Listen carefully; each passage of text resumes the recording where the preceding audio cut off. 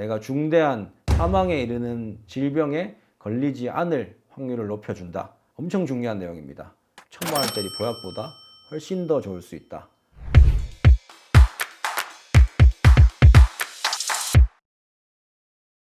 안녕하십니까. 설명한연 대표원장 안지명입니다. 제가 요즘 계속 자율신경계에 대한 이야기들을 많이 드리고 있는데요. 자율신경계는 우리가 알고 있는 되게 위험한 질병들, 가장 대표적인 건 암, 심장 뇌혈관 질환, 당뇨, 고혈압 이런 모든 부분들과 다 연결이 되어 있을 수 있습니다. 그렇기 때문에 평상시에 자율신경계에 대한 조절을 신경 쓰지 않으시면 생명을 위협할 수 있는 큰 질병까지도 다가갈 수 있기 때문에 내가 자율신경계에 대한 어떤 문제가 있는지, 그리고 자율신경계를 잘 조절할 수 있는 방법을 알고 있는지가 내 건강에 굉장히 중요한 포인트가 될 수 있다 라는 것을 먼저 말씀드리고, 그러면 자율신경계를 조절하려면 뭐가 가장 중요한가? 첫 번째는 바로 눈입니다. 갑자기 또 눈인가 하겠지만 굉장히 중요합니다. 사람은 잠을 자는 것 이외의 모든 순간에는 이 눈으로 많은 시각 정보들을 받아들이고 있습니다. 그래서 의식적으로 뭔가를 보려고 하면서 보는 것도 있겠지만, 내가 의식하지 않아도 빛이라던가 오히려 온도나 습도 이런 부분들도 눈으로 다 받아들이고 있습니다. 그래서 이 눈은 뭐랑 가장 크게 바로 직접적으로 연결이 되어 있냐면, 보면 아시겠지만 바로 뇌랑 연결이 되어 있습니다. 그래서 눈에 들어오는 정보랑 눈에 들어오는 자극들이 어떤 것이냐에 따라서 뇌 기능이 바뀔 수 있다라는 것이 일단 가장 중요한 문제입니다. 그리고 두 번째는 이 눈으로 오는 이 자극이 어떤 것을 조절하냐면, 코티졸이라는 우리 몸의 생명과 스트레스에 관련된 호르몬과, 그리고 멜라토닌, 세로토닌 이런 우리가 감정이나 잠을 조절할 수 있는 이런 호르몬들도 눈에 들어오는 시각 정보에 따라서 이 나오고 줄어들고가 바뀌게 됩니다.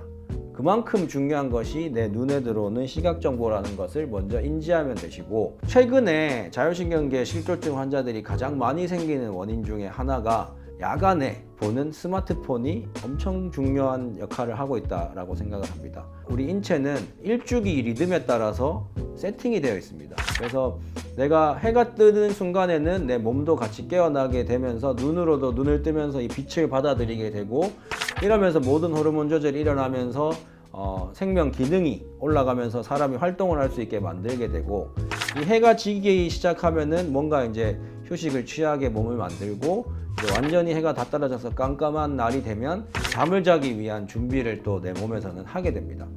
내가 의식적으로 하지 않는 모든 내 몸의 기능들을 자율신경이라고 얘기를 합니다. 이 자율신경이 결과적으로 조절이 잘 되지 않는 분은 간단하게 말해서 아침에 일어나는데 너무 피곤하고, 활동해야 되는 순간에 너무 무기력하고, 잠을 자야 되는 시간에 잠이 오지 않는 이런 일주기 리듬에 맞지 않는 내 몸 생태가 이루어지게 되는 겁니다. 근데 거기서 가장 중요한 것이 눈이다. 이 눈의 시각 정보를 굉장히 크게 생각하셔야 된다. 가장 좋은 방법은 아침에 눈을 떴을 때 이 눈을 뜸과 더불어서 햇빛을 받아들이는 게 굉장히 중요합니다. 이 창문을 통해서 들어오는 햇빛도 좋지만, 실제로 아침에 일어나서 내가 깨어난 지 얼마 안 된 시간에 밖에 나가서 자연 태양광을 받아들이는 것은 1,000만 원짜리 보약보다 훨씬 더 좋을 수 있다. 그리고 더 중요한 것은 해가 떨어지기 시작하는 순간에는 내 모든 세포들이 그걸 다 알고 있습니다. 해가 떨어지고 있구나, 이제 난 잘 준비를 해야겠구나 라는 걸 알고 있는데, 갑자기 강한 빛이 들어온다. 가장 안 좋은 것은 이 집중적으로 들어오는 스마트폰의 빛입니다. 그러면 뇌는 혼란을 겪게 됩니다. 내가 지금 자야 되나? 아니면 지금 이게 아침인가? 아니면 활동을 해야 되나?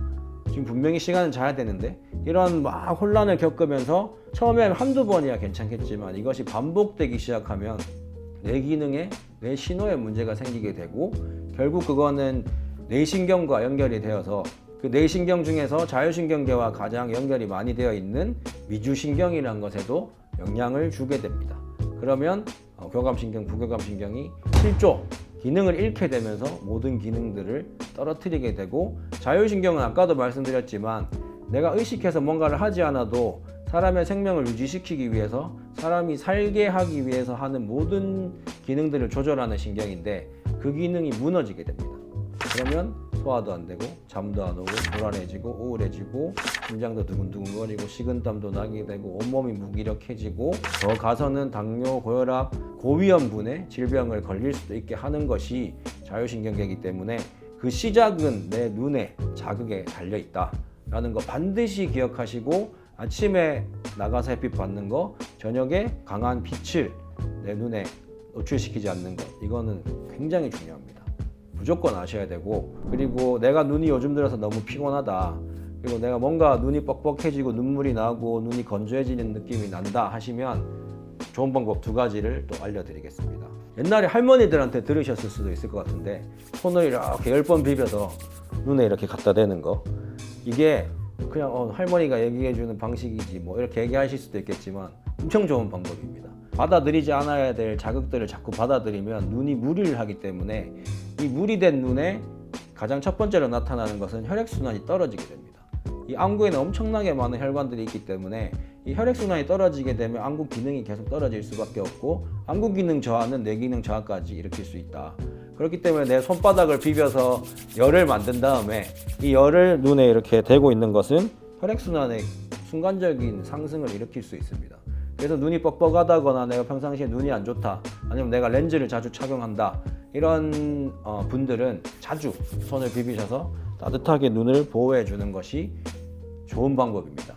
그리고 또 2번째 좋은 방법은 이 눈과 이렇게 연결되어 있는 걸 잘 생각해 보시면 이 머리 측두 쪽을 자꾸 풀어주는 것과 턱관절, 이게 눈이 안 좋으신 분들의 거의 90% 이상은 턱이 다 붙어 있습니다.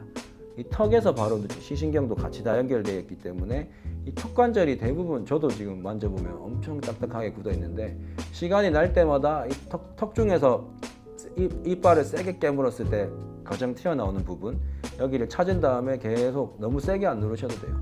여기 턱을 풀어주는 게 눈을 굉장히 편안하게 만들어줄 수 있다. 그리고 턱을 풀어준 다음에 이 측두, 귀 위에 있는 이 부분을 조금씩 이렇게 마사지 해주는 거, 귀 뒤까지. 측두부터 귀 뒤를 자꾸 풀어주시는 마사지법을 자꾸 실행하시면 이 머리도 시원해지는 걸 떠나서 눈이 엄청 밝아지는 것을 느끼실 수 있습니다. 그래서 저는 환자분들 중에서 눈이 안 좋으신 분들에게는 그 자리에 다 침을 놓습니다.